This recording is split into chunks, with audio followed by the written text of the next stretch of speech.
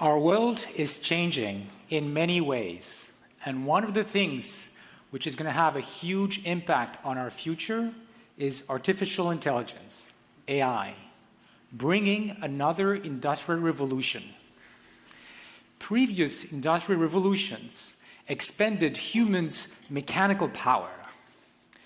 This new revolution, this second machine age, is going to expand our cognitive abilities, our mental power. Computers are not just going to replace manual labor, but also mental labor. So, where do we stand today? You may have heard about what happened last March when a machine learning system called AlphaGo used deep learning to beat the world champion at the game of Go. Go is an ancient Chinese game which had been much more difficult for computers to master than the game of chess. How did we succeed now after decades of AI research? AlphaGo was trained to play Go.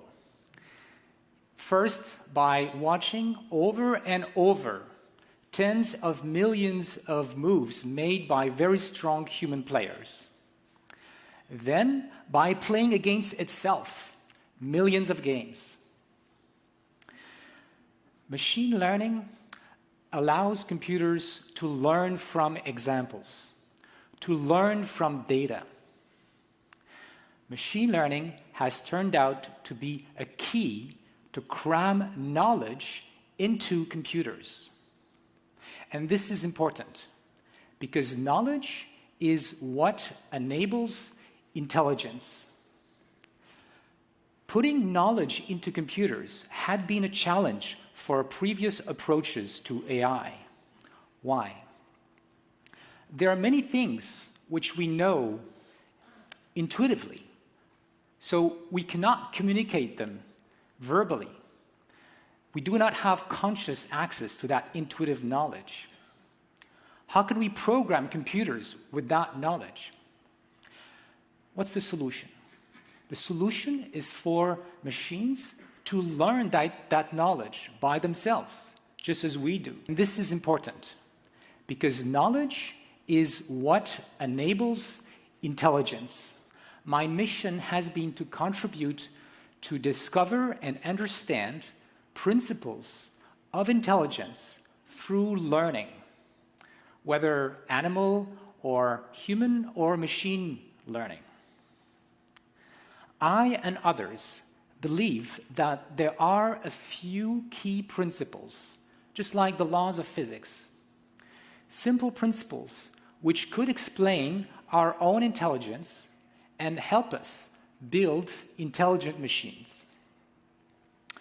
For example, think about the laws of aerodynamics, which are general enough to explain the flight of both birds and planes.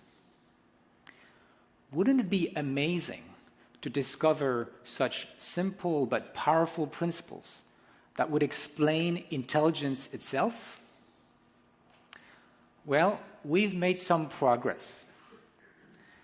My collaborators and I have contributed in recent years in a revolution in AI with our research on neural networks and deep learning, an approach to machine learning which is inspired by the brain.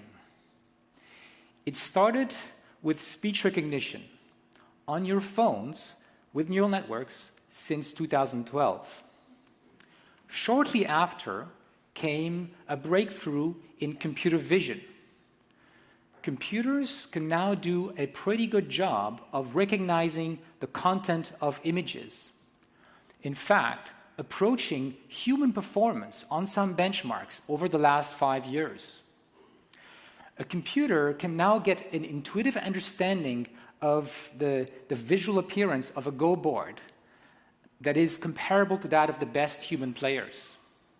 More recently, following some discoveries made in my lab, deep learning has been used to translate from one language to another, and you're going to start seeing this in Google Translate.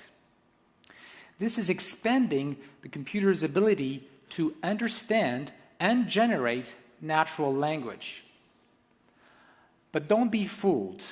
We are still very, very far from a machine that would be as able as humans to learn to master many aspects of our world. So let's take an example. Even a 2-year-old child is able to learn things in a way that computers are not able to do right now. A 2-year-old child actually masters intuitive physics. She knows when she drops a ball that it is going to fall down. When she spills some liquids, she expects the resulting mess.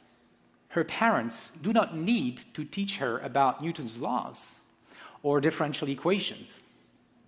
She discovers all these things by herself in an unsupervised way. Unsupervised learning actually remains one of the key challenges for AI. And it may take several more decades of fundamental research to crack that nut. Unsupervised learning is actually trying to discover representations of the data. Let me show you an example. Consider a page on the screen that you're seeing with your eyes, or that the computer is seeing as an image, a bunch of pixels. In order to answer a question about the content of the image, you need to understand its high-level meaning. And this high-level meaning corresponds to the highest level of representation in your brain.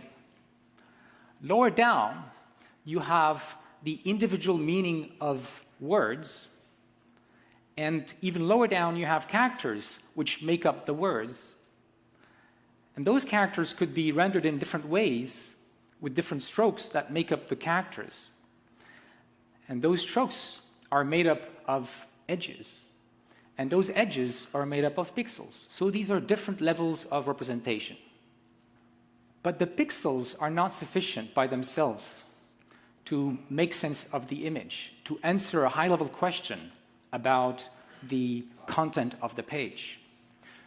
Your brain actually has these different levels of representation, starting with neurons in the first visual area of cortex, V1, which recognize edges, and then neurons in the second visual area of cortex, V2, which recognize strokes and small shapes.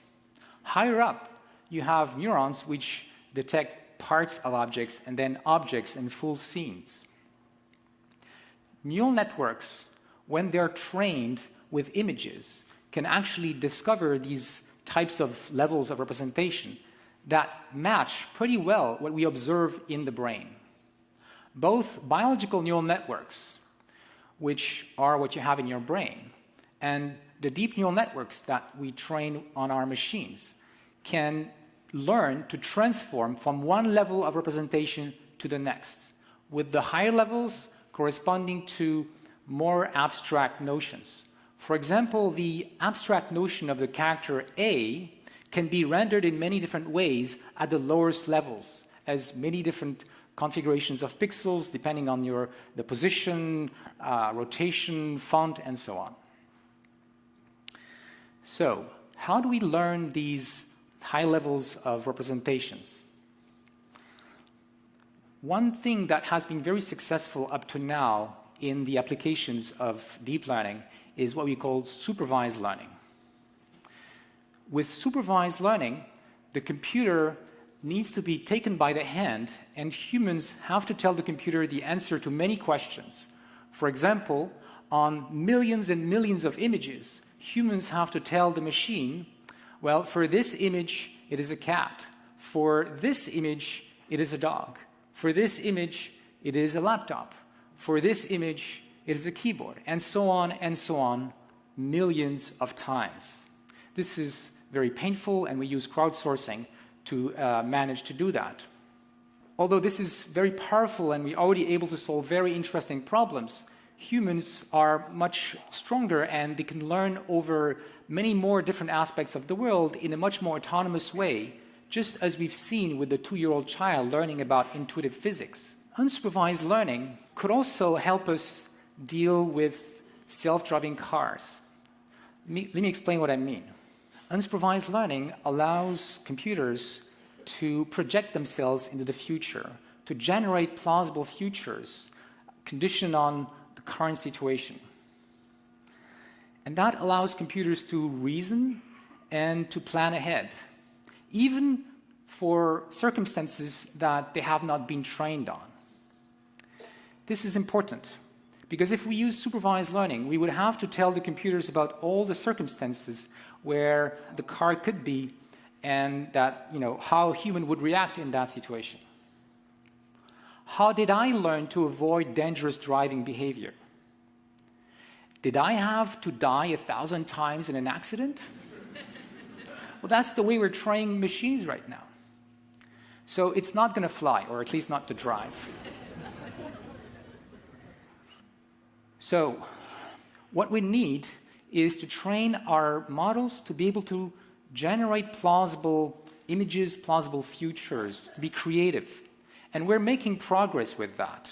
So we're training these deep neural networks to go from high-level meaning to pixels rather than from pixels to high-level meaning. So going in the other direction through the levels of representation. In this way, the computer can generate images that are new images different from what the computer has seen while it was trained, but are plausible, that look like natural images. We can also use these models to dream up strange, sometimes scary images, just like our dreams and nightmares. Here are some images that were synthesized by the computer using these deep generative models. They look like natural images, but if you look closely, you'll see they are different and they're still missing some of the important details that we would recognize as natural. About 10 years ago, unsupervised learning has been a key to the breakthrough that we obtained discovering deep learning. This was happening in just a few labs, including mine, at a time when neural networks were not popular. They were almost abandoned by the scientific community. Now, things have changed a lot. It has become a very hot field. There are now hundreds of students every year applying for graduate studies at my lab with my collaborators. Montreal has become the largest academic concentration of deep learning researchers in the world. We just received a huge research grant of $94 million to push the boundaries of AI and data science, and also to transfer technology of deep learning and data science to industry. Business people, stimulated by all this, are creating startups, industrial labs, many of which near the universities. For example, just a few weeks ago, we announced the launch of a startup factory called Element AI, which is going to focus on deep learning applications. There is just not enough deep learning experts. So they're getting paid crazy salaries. And many of my former academic colleagues have accepted generous deals from companies to work in industrial labs. I, for myself, have chosen to stay in university, to work for the public good, to work with students, to remain independent, to guide the next generation of deep learning experts. One thing that we're doing beyond commercial value is thinking about the social implications of AI. Many of us are now starting to turn our eyes towards social value-added applications like health. We think that we can use deep learning to improve treatment with personalized medicine. I believe that in the future, as we collect more data from millions and billions of people around the earth, we'll be able to provide medical advice to billions of people who don't have access to it right now. And we can imagine many other applications for social value of AI. For example, something that will come out of our research on natural language understanding is providing all kinds of services like legal services to those who can't afford them.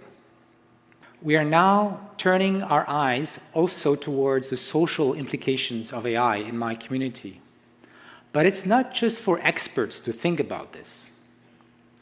I believe that beyond the math and the jargon, ordinary people can get a sense of what goes on under the hood, enough to participate in the important decisions that will take place in the next few years and decades about AI.